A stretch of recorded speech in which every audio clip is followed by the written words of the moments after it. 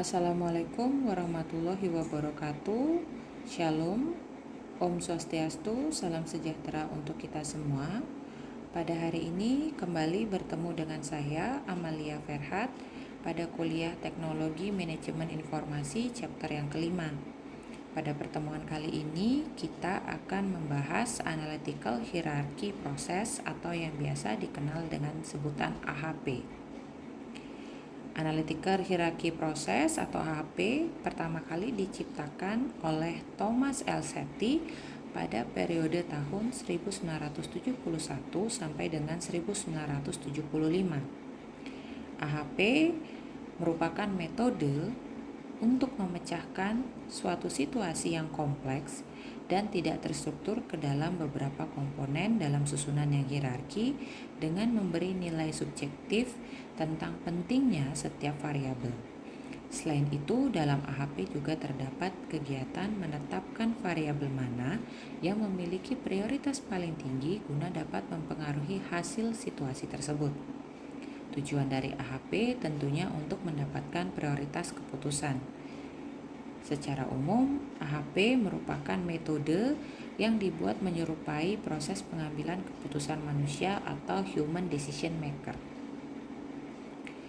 Kelebihan dari analytical hierarchy process yang pertama, struktur yang hierarki sebagai konsekuensi dari kriteria yang dipilih sampai pada subkriteria yang paling dalam. Jadi, sebelum mengambil keputusan, ada beberapa penstrukturan pada setiap elemen, mana yang masuk pada elemen utama, mana yang masuk pada sub kriteria elemen, sampai dengan mana yang masuk pada alternatif.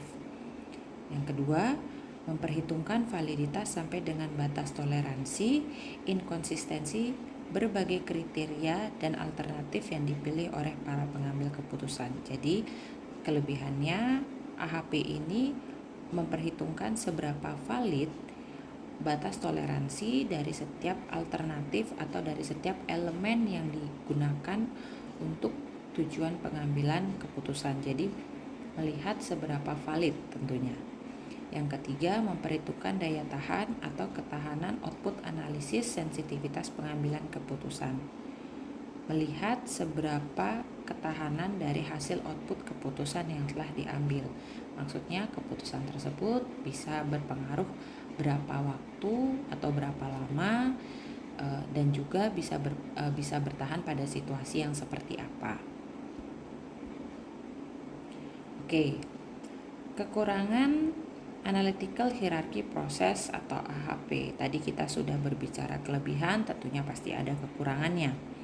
Yang pertama, metode AHP memiliki ketergantungan pada input utamanya. Input utama yang dimaksud adalah berupa persepsi atau penafsiran seorang ahli, sehingga dalam hal ini melibatkan subjektif sang ahli, sehingga model menjadi tidak berarti jika ahli tersebut memberikan penilaian yang salah. Contohnya, pemerintah dalam mengambil sebuah keputusan atau kebijakan. Pemerintah tidak serta-merta mengeluarkan kebijakan tersebut ke publik. Sebelum kebijakan tersebut dikeluarkan, ada pengkajian-pengkajian terlebih dahulu yang dilakukan oleh para ahli. Nah, para ahli di sini biasanya adalah akademisi. Karena kenapa akademisi? Karena akademisi adalah orang-orang yang biasa mempelajari spesifikasi tentang kebijakan-kebijakan tersebut.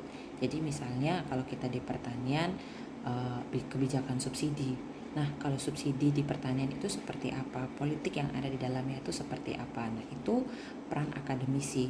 Apabila selama proses penggodokan atau pembuatan kebijakan tersebut, ahli yang kalian pilih itu tidak memiliki kompeten atau tidak berkompeten di bidangnya, maka tentunya kebijakan yang akan keluar atau kebijakan yang akan dipublish ke masyarakat tentu juga tidak kompeten. Selanjutnya, metode AHP hanya sebuah metode matematis tanpa ada pengujian secara statistik berdasarkan data historis permasalahan yang telah terjadi sebelumnya, sehingga tidak ada batas kepercayaan dan informasi pendukung yang kuat dari kebenaran model yang terbentuk. Jadi AHP itu adalah proses atau adalah sistem pengambilan keputusan at the time, atau pengambilan keputusan dilakukan pada saat ini, tidak memperhitungkan time series. Misalkan kalian mau mengambil keputusan tentang, misalnya di pemerintahan, kalian mau mengambil keputusan tentang kebijakan ekspor impor. Kebijakan ekspor impor yang kalian buat menggunakan AHP itu hanya melihat periode yang terjadi pada tahun ini, tidak memperhitungkan kondisi-kondisi yang terjadi pada misalnya 5 tahun sebelumnya. Minimal pengambilan keputusan menggunakan time series itu adalah 5 tahun ya. Jadi metode AHP ini tidak memperhitungkan atau tidak mengkalkulasi situasi-situasi yang terjadi pada 5 tahun sebelumnya. Jadi hanya memperhitungkan apa yang terjadi pada misalnya dalam 1 tahun ini adalah bulan Januari sampai dengan Desember, kurang lebih seperti itu. Oke, kita masuk pada prinsip AHP. Yang pertama ada decomposition, yaitu memecahkan persoalan yang utuh menjadi unsur-unsur yang lebih kecil. Jika ingin mendapatkan hasil yang lebih akurat, pemecahan juga dilakukan terhadap unsur-unsurnya sampai tidak mungkin dipecahkan menjadi lebih kecil lagi. Nah, prinsip yang diterapkan pada AHP ini mengelompokkan atau memetakan masalah-masalah yang terjadi pada satu organisasi atau pada sistem pengambilan keputusan sampai komponen-komponen penyusun atau komponen-komponen elemen itu tidak bisa dipecah lagi, sudah stop atau mengerucut pada satu poin. Jadi misalkan kalian bekerja di perusahaan pendistribusian seperti itu atau di perusahaan pemasaran, otomatis ada namanya manajemen distribusi. Manajemen distribusi yang dalam manajemen distribusi yang menjadi masalah di dalamnya adalah sistem pendistribusiannya. Nah, sistem pendistribusiannya dipecah lagi. Sistem pendistribusiannya apakah jenis transportasi yang digunakan, apakah apakah tenaga manusia yang ada di dalamnya, atau apakah cash flow yang ada di dalamnya, itu dipecah sampai pada satu titik masalah tersebut tidak bisa dipecahkan lagi. Yang kedua itu ada comparative judgment.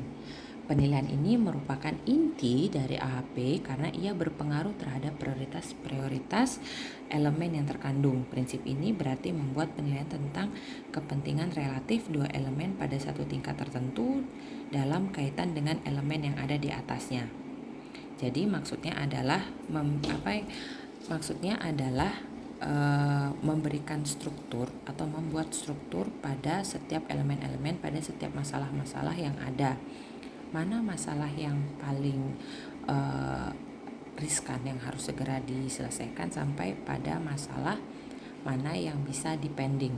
Begitu juga misalkan dalam sistem pendistribusian mana yang harus didahulukan, misalnya jenis transportasinya yang harus didahulukan karena berkaitan dengan kecepatan delivery.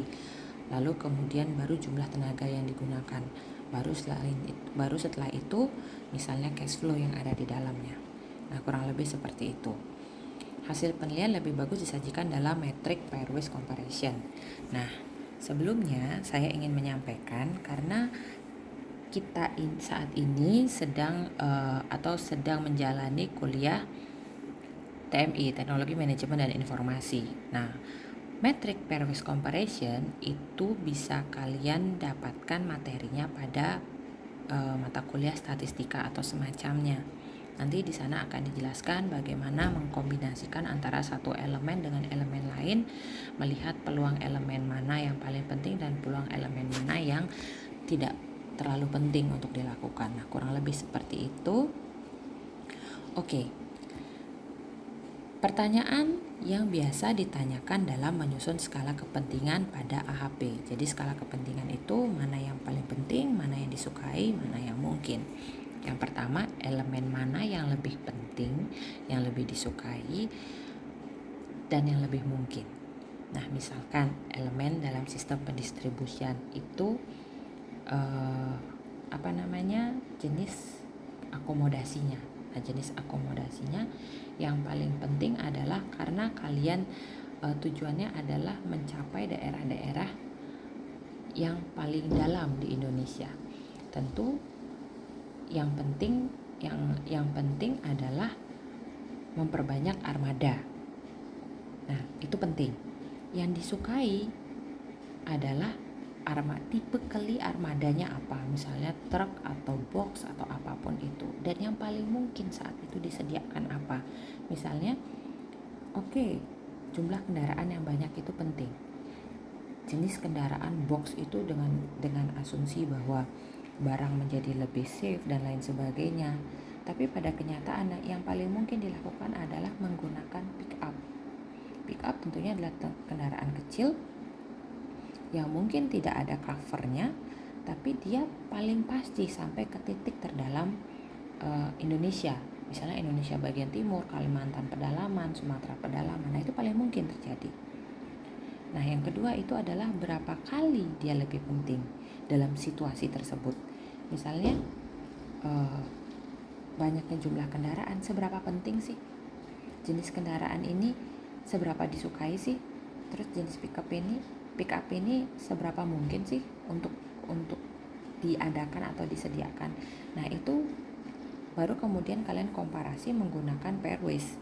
Nah, yang lebih mungkin itu bisa saja akan kalah dengan yang lebih disukai atau lebih penting, tergantung nanti ketika kalian mengambil sampel atau ketika kalian menggunakan sistem ini pada perusahaan kalian, mana yang di-ACC oleh pihak-pihak pengambil keputusan. Kalau misalnya suaranya ternyata lebih pada yang penting bukan yang mungkin, bisa saja yang mungkin ini di take down, lalu yang penting yang dijalankan. Jadi memperbanyak armada tanpa melihat situasi, kurang lebih seperti itu.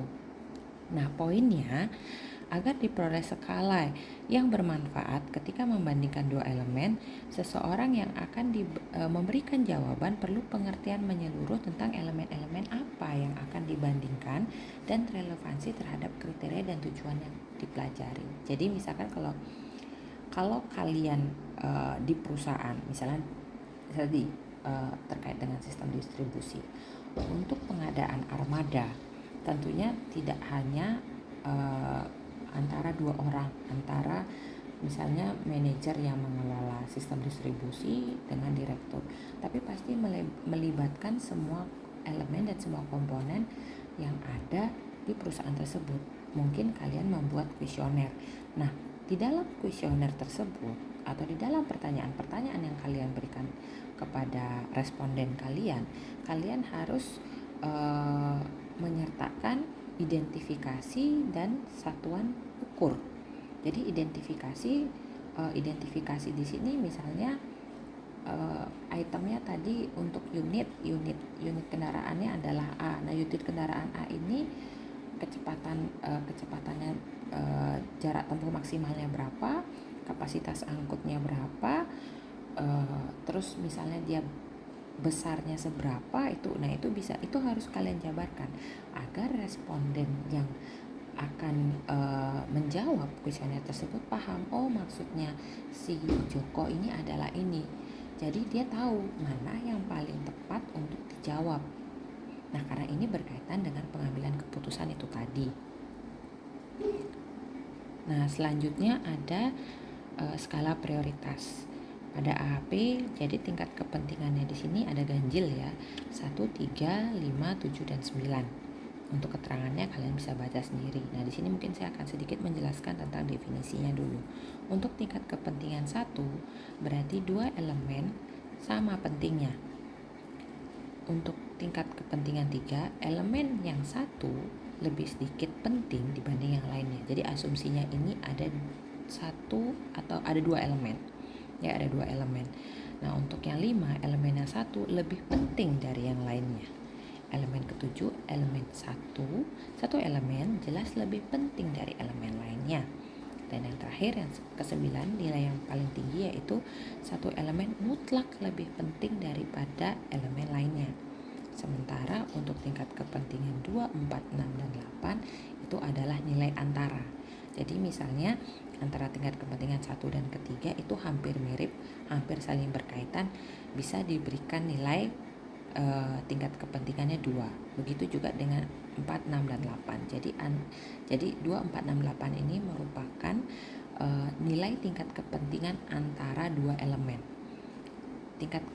Jadi nilai antara ini misalkan antara satu dan lainnya pada situasi tertentu saling berhubungan atau saling berkaitan. Nah itu tidak bisa dijawab mutlak bahwa elemen satu lebih sedikit penting dan elemen lainnya tidak penting.